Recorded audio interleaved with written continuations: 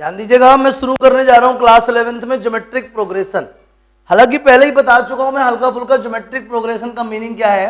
जैसे हमारे पास कोई टर्म है 3, नेक्स्ट टर्म है 6, नेक्स्ट टर्म है 12, नेक्स्ट टर्म है 24, ऐसे करके जैसे कोई सीरीज है तो आप देख पा रहे होंगे इन दोनों में कितने का डिफरेंस है, 3 का डिफरेंस है। इन दोनों में कितने का डिफरेंस है, 6 का डिफरेंस है। इन दोनों में कितने का डिफरेंस है, 12 का डिफरेंस है। मतलब ये एपी नहीं है, ये पक्की बात है। चलिए आगे देखिए। अब मैं बात कर रहा हूं इन दोनों में कितने का रेशियो है, 2 का रेशियो है। इन दोनों में कितने का रेशियो है, 2 का रेशियो है। इन दोनों में कितने का रेशियो है, 2 का रेशियो है। रेशियो जरूर सेम है, रेशियो जरूर कॉमन है, रेशियो जरूर कांस्टेंट है। तो हम इसको क्या बोल सकते हैं, जीपी बोल सकते हैं, ज्योमेट्रिक प्रोग्रेशन बोल सकते हैं। होता क्या है, अगर हमारे पास कोई सीक्वेंस है और उस सीक्वेंस का जो हर एक टर्म है वो प्रीवियस टर्म से कुछ ना कुछ क्या है, टाइम्स आगे है। जैसे मान लीजिए पहला टर्म हमारे पास ए है, नेक्स्ट टर्म हमारे पास ए आर है, और next term A R square है, और next term A R cube है। तो इसको हम क्या बोलेंगे, जीपी बोलेंगे। क्या बोलेंगे, जीपी। जीपी मतलब क्या, ज्योमेट्रिक प्रोग्रेशन। समझिएगा, फर्स्ट टर्म ए है तो नेक्स्ट टर्म में आर से मल्टीप्लाई हो गया, क्या बन गया, ए आर, और नेक्स्ट टर्म में आर से मल्टीप्लाई हो गया, और नेक्स्ट टर्म में आर से मल्टीप्लाई हो गया। तो ये क्या कहलाएगा, ज्योमेट्रिक प्रोग्रेशन कहलाएगा। क्या कहलाएगा, बोलिए, ज्योमेट्रिक प्रोग्रेशन। आया समझ में। इसमें ना कॉमन रेशियो है, कॉमन रेशियो आर है, ठीक है ना, समझिएगा और पहचानिएगा। √3 है, 3 है, 3√3 है, 9 है, सो ऑन। पता करना है कि ये जीपी है या नहीं है। आइए जल्दी से शुरू कर देते हैं। Second term upon first term क्या मिला, 3/√3, कितना आया, √3 आया। Third term upon second term, मतलब थर्ड टर्म मतलब कितना, 3√3 अपॉन सेकंड टर्म अपॉन कितना, 3 आ गया, कितना आया बोलिए, √3 आया। Fourth term upon third term कितना आया बोलिए, 9/3√3, 3 से 3 कट गया और √3 से कटा तो √3 आ गया। आप बहुत ध्यान से देखिए फर्स्ट सेकंड और थर्ड से कि हर दो कंजुगेटिव टर्म्स का जो रेशियो है वो क्या है, कांस्टेंट है, फिक्स है, कॉमन है। समझ रहे हैं बात को। तो इस सीक्वेंस में कॉमन रेशियो है, हर दो कंजुगेटिव टर्म्स के बीच का रेशियो क्या है, फिक्स है। इसका मतलब ये जो प्रोग्रेशन है इसका नाम क्या है, जीपी है। क्या नाम प्रोग्रेशन का, जीपी, ज्योमेट्रिक प्रोग्रेशन। क्लियर हो गया, चाहिए तो नोट कर लीजिएगा, आगे समझिए। तो इस तरीके का जो ये सीक्वेंस है इसमें क्या है, कॉमन रेशियो है। और हर वो सीक्वेंस जिसमें हर दो कंजुगेटिव टर्म्स का रेशियो क्या है, फिक्स हो, उसे हम क्या बोलते हैं, जीपी बोलते हैं, ज्योमेट्रिक प्रोग्रेशन बोलते हैं। आगे समझिएगा, A R square, A R cube वगैरह वगैरह। आगे ध्यान दीजिएगा, चलते चलते चलते चलते ये अपन को टर्म मिलेगी AR⁻n-1। इधर देखिएगा एक भी आर नहीं है, सेकेंड टर्म में R1 है, थर्ड टर्म में R स्क्वायर है, फोर्थ टर्म में R क्यूब है, तो nth टर्म में क्या होगा, R⁻n-1। इस तरीके से आपको जनरल टर्म मिल गई, nth टर्म। क्या नाम है बोलो, AR⁻n-1। तो जीपी की nth टर्म क्या हो गई, AR⁻n-1, और R क्या हो गया इधर पे बताइए, कॉमन रेशियो हो गया। क्या हो गया, कॉमन रेशियो। बात समझ में आ रही कि नहीं आ रही, बोलिएगा। इस तरीके से आपको क्या मालूम चल गया, ज्योमेट्रिक प्रोग्रेशन मालूम चल गया। क्लियर है, समझिएगा। Let ABC are in GP. ABC कहां पे, जीपी में। अगर एबीसी जीपी में है तो क्या होगा बोलो, B/A = C/B। क्रॉस मल्टीप्लाई कर दीजिए, B² इक्वल क्या आएगा बोलिए, AC। तो B का वैल्यू क्या आएगा बोलो, √AC। कहने का मतलब ये हुआ कि अगर 3 टर्म जीपी में है तो मिडिल टर्म क्या होगी, √, product of first and third. मतलब कि कहने का कि जीएम क्या होगा, GM, if G be the GM of A and B, then G का वैल्यू क्या होगा बोलो, √AB। जी का वैल्यू क्या होगा, √AB। इस तरीके से आपको जनरल टर्म भी मालूम चल गई और ज्योमेट्रिक मीन भी मालूम चल गया। अब आपके सामने अगर कोई सीरीज आएगी तो आप उसका जनरल टर्म बहुत ही आसानी से फाइंड कर लोगे, क्योंकि आपको कॉमन रेशियो फाइंड करना आता है। कैसे निकालते common ratio, second term upon first term equal third term upon second term equal nth term upon n-1th term. इस तरीके से हम क्या फाइंड कर लेंगे, कॉमन रेशियो फाइंड कर लेंगे। फर्स्ट टर्म हमको दिख ही जाता है, इससे अपन nth टर्म फाइंड कर लेंगे, ये nth टर्म का फॉर्मूला है। आया समझ में? कुछ मुश्किल लग रही है? नहीं ना। मान लीजिए मैं बात करूं सम ऑफ n टर्म की, देखिएगा sum of n term of GP, समझिए first term plus second term plus third term plus fourth term plus up to कहां तक, n-1 टर्म तक, समझिएगा।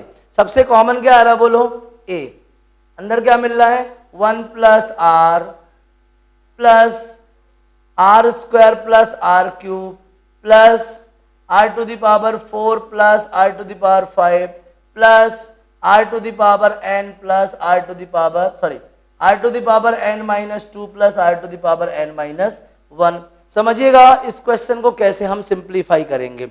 हम इसको सिंप्लीफाई करना चाहते हैं तो हमने क्या किया, ऊपर नीचे 1 माइनस आर का मल्टीप्लाई डिवाइड कर दिया। ये मैंने ऊपर 1 माइनस आर का मल्टीप्लाई कर दिया और नीचे भी 1 माइनस आर का मल्टीप्लाई कर दिया। अंदर देखिए क्या मिलेगा, 1 plus r square plus r cube plus r to the power 4 plus r to the power 5 plus dot dot dot dot r to the power n-2 plus r to the power n-1। Upon में क्या है बताइए, upon में है 1 minus are. ऐसे लिख देते हैं यार, यहाँ बहुत ज़्यादा कंजेस्टेड हो गया, ऐसे लिखिए 1 माइनस आर का मैंने मल्टी और डिवाइड कर दिया तो a इंटू 1 माइनस आर क्या रहेगा, 1 प्लस आर स्क्वायर कॉमन ले लो तो 1 plus r plus r to the power 4 common ले लो तो 1 plus r plus dot dot dot dot r to the power n-2 को कॉमन ले लो तो 1 प्लस आर और पूरे के अपॉन में क्या है बोलिए 1 माइनस आर। मैंने 1 माइनस आर का मल्टी और डिवाइड कर दिया। बात को अच्छे से समझिएगा, इस 1 माइनस आर को मैं अंदर भेजना चाहता हूं तो समझिएगा Sn is equals to a। अब देखिएगा 1 माइनस आर का मल्टी 1 प्लस आर से होगा तो क्या आएगा 1 minus r square plus r square, 1 minus r का इंटू 1 प्लस आर से होगा तो क्या आएगा 1 minus r square plus r to the power 4 1 minus r square plus dot dot dot dot r की पावर n-2 और 1 प्लस आर का मल्टीप्लाई 1 माइनस आर से होगा तो क्या होगा 1 माइनस आर स्क्वायर। पूरे के अपॉन में क्या है बोलो 1 माइनस आर। आगे समझिएगा, बहुत ही आराम से समझने वाला काम है, बिल्कुल भी घबराना नहीं है। समझिएगा ये 1 माइनस आर स्क्वायर है, मैं अंदर वाले आर स्क्वायर को ब्रेक कर लेना चाहता हूं। ऐसा नहीं, इक्वल ए तो बाहर है 1 माइनस आर बाहर है, 1 माइनस आर स्क्वायर, इस आर स्क्वायर को अंदर मल्टीप्लाई होने दो, प्लस का आर स्क्वायर माइनस का आर टू द पावर 4, इसको अंदर मल्टीप्लाई होने दो, plus r to the power 4 minus are to the power 6, इसको और अंदर जाने दो, जाते जाते are to the power n-2 1 से मल्टीप्लाई होगा तो क्या आएगा r to the power n-2 और आर स्क्वायर से मल्टीप्लाई होगा तो क्या आएगा r to the power n। समझिएगा, अब नोटिस कीजिएगा, इस पहले वाले पेयर का दूसरा दूसरे वाले पेयर के पहले से कट गया, दूसरे वाले पेयर का दूसरा तीसरे वाले पेयर के पहले से कट गया, ठीक है ना। तो इसका दूसरा अगले के पहले से कट गया होगा, यहाँ कहीं आर टू द पावर 6 रहा होगा, ठीक है। अब ये वाला जो पहला है ये पिछले वाले के दूसरे से कट गया होगा, अब इसका दूसरा अगले वाले के पहले से कटेगा तो आगे तो कुछ है ही नहीं है, तो क्या बचेगा a अपॉन 1 माइनस आर, इधर बचा है 1, इधर बचेगा minus are to the power क्या n। ये आ गया sum of n term of the GP. क्या आ गया sum of n term of the GP, कितना आ गया a upon 1 minus R into 1 minus are to the power n। अगर इसको लास्ट टर्म के टर्म्स में लिख दें अपन, क्या कंडीशन देखने को मिलेगी, Sn is equals to a minus क्या मिलेगा बोलो, a माइनस मिलेगा LR, ठीक है ना। क्या मिलेगा a माइनस, अभी तो क्या r to the power n है, ठीक है, तो r इंटू आर के एलिमिनेशन कर दे, a माइनस LR अपॉन कितना 1 माइनस r, ये बन जाएगा आपका फॉर्मूला। क्लियर। तो आप जीपी का nth टर्म फाइंड कर सकते हो, आप जीएम फाइंड कर सकते हो, ज्योमेट्रिक मीन, आप sum of n term of the GP find कर सकते हो और लास्ट टर्म के टर्म्स से ही फाइंड कर सकते हो। आ गया समझ में, कुछ मुश्किल लग रही है नहीं ना, जल्दी से आप इसको नोट कर लीजिए, ठीक है। ये आपका पूरा जीपी का लगभग कंप्लीट इंट्रो हो गया। एक छोटी सी चीज और बताने जा रहा हूं, मिटाओ इसको, देखिएगा। अब मैं बता रहा हूं आपको, जैसे कि ये sum of n term of the GP था, ध्यान दीजिएगा, as sum of n term of the GP क्या था बोलो, a into 1 minus are to the power n upon 1 minus R. समझिएगा, अभी कोई प्रॉब्लम नहीं है, r का वैल्यू कुछ भी हो, कहीं कहीं पे ऐसा फॉर्मूला भी लिखा रहता है a into r to the power n minus 1 upon r minus 1, इसमें कहता है r स्मॉलर देन 1 हो, इसमें कहता है r ग्रेटर देन 1 हो। लोड मत लेना, दो में से कोई भी फॉर्मूला यूज करना, आपका काम बन जाएगा, आपको मुश्किल नहीं जाएगी, दोनों फॉर्मूला आप यूज करके देख लीजिएगा, बहुत लोड लेने का काम नहीं है। लेकिन आगे आइए, अगर वो जो जीपी है अगर उसमें n टर्म्स की बजाय इनफाइनाइट टर्म्स हो, कितने टर्म्स हो बोले, इनफाइनाइट, सिर्फ n टर्म्स नहीं हो, कितने टर्म्स हो बोलो, इनफाइनाइट टर्म्स हो, तब आप कैसे समेशन करोगे, मतलब sum up to infinite terms, sum up to infinite terms, तब बहुत नोटिस करने वाली चीज है, ठीक है ना। इफ एस इंफिनिटी के लिए सबसे पहले तो आंसर आ जाएगा क्या, इन्फिनिटी। ये कब आएगा, जब r का वैल्यू क्या हो, ग्रेटर देन 1 हो। अगर r का वैल्यू क्या हो, ग्रेटर देन 1 हो, तो इनफाइनाइट जीपी का सम कितना होगा बोलो, इन्फिनिटी। क्या होगा, इन्फिनिटी, ठीक है ना। लेकिन अगर बात करें अपन किसकी, r की वैल्यू स्मॉलर देन 1 के लिए, तब एस इंफिनिटी देखिए, समझिए, अगर r 1 से छोटा है, अगर r 1 से छोटा है और आप उसकी वैल्यू लगा देते हैं इन्फिनिटी, अब बात समझना, मान लो r हाफ है, r क्या है, हाफ, स्मॉलर देन 1 है ना, इसकी पावर मैंने 2 लगाई, ये 1/4 हो गया, और छोटा हो गया, मैंने पावर 3 लगाई, ये 1/8 हो गया और छोटा हो गया, मैंने पावर 4 लगाई, ये 1/16 हो गया और छोटा हो गया, मैंने पावर 10 लगाई, ये 1/512 हो गया और छोटा हो गया।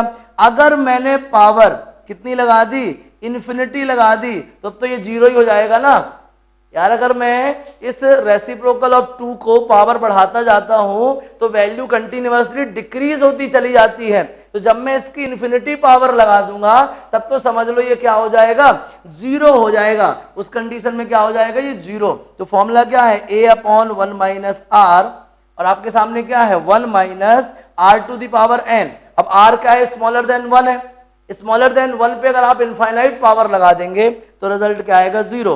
तो क्या बन जाएगा, a अपॉन 1 माइनस आर। ये क्या है, सम ऑफ इनफाइनाइट जीपी, किस केस में, जब r की वैल्यू का हो, स्मॉलर देन 1 हो। जनरली जो है r की वैल्यू स्मॉलर देन 1 ही मिलती है आपको सम ऑफ इनफाइनाइट जीपी में। अगर r की वैल्यू ग्रेटर देन 1 है तो रिजल्ट क्या आएगा, इन्फिनिटी आएगा, रिजल्ट क्या आएगा, इन्फिनिटी। लेकिन अगर r की वैल्यू स्मॉलर देन 1 है तो रिजल्ट क्या आएगा, a upon 1 minus r. Clear हो गया, कुछ मुश्किल लग रही है। इस तरीके से जीपी में आपसे कुछ भी पूछ ले, सम ऑफ एन टर्म पूछ ले, सम ऑफ इनफाइनाइट टर्म्स पूछ ले, जीएम पूछ ले, जनरल टर्म पूछ ले, सब कुछ बन जाएगा। मैं आपको एक भी क्वेश्चन ना बताऊं तब भी आप बना लोगे, मुझे पूरा भरोसा है। क्यों बोल रहा हूं मैं ऐसा, क्योंकि आपने एपी को बहुत ही अच्छे तरीके से पढ़ा हुआ है। तो समझ लीजिए कि मैं एक भी क्वेश्चन बताने वाला नहीं हूं, जब तक आप अपना फर्स्ट ट्रायल नहीं कर लोगे मैं एक भी क्वेश्चन आपको नहीं बताऊंगा, समझिएगा। बस सिर्फ इस इंट्रो को आप बार बार देखिए, बार बार देखिए, जब तक आपको एकदम बिल्कुल स्ट्रांगली स्ट्राइक ना कर जाए तब तक आप इसको देखते रहिए। उसके बाद आप कोशिश करिए कैसे नहीं बनता है। आगे समझ में, मिटाएं इसको, आगे देखिएगा। बहुत ही इजी है, घबराने की बिल्कुल भी जरूरत नहीं है, बिल्कुल भी परेशान नहीं होना है। इस तरीके से जीपी का जितना भी मटेरियल था वो आपके सामने है। अब टाइप 4 टाइप 5 में कहीं का भी क्वेश्चन आ जाए आपको परेशान नहीं कर सकता, इसका मैं दावा करता हूं, ठीक है ना। तो ये आपने अच्छे से जान लिया जीपी पहचानते कैसे हैं। Second term upon first term equal third term upon second term equal nth term upon n-1 term, अगर कॉमन है, कांस्टेंट है, सेम है, इसका मतलब वो सीक्वेंस क्या है, जीपी में है। जीपी का जनरल टर्म क्या होता है बोलिए, nth टर्म क्या होता है, ar to the power n-1। अगर total number of terms n है तो इसी को बोलते हैं लास्ट टर्म। gm का फॉर्मूला क्या होता है, अंडर रूट ऑफ ab।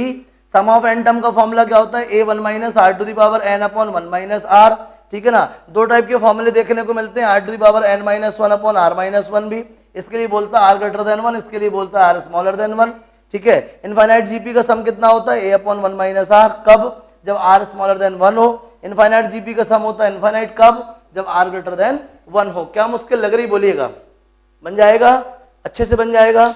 चलिए ध्यान दीजिएगा। और एक और छोटी सी चीज है, जो am है ना, am वो हमेशा gm से बड़ा होता है। ए इज ग्रेटर देन क्या जी, एम जो है जीएम से क्या होता है बड़ा होता है। इस तरीके से आपके सामने ज्योमेट्रिक प्रोग्रेशन का पूरा एकदम बिल्कुल मलाई मलाई पूरी का है आपके सामने तैयार है। आप पूरा ज्योमेट्रिक प्रोग्रेशन, मुझे पूरा भरोसा है, ओवर कॉन्फिडेंट है, हर बच्चे से बहुत ही शानदार तरीके से बनेगा।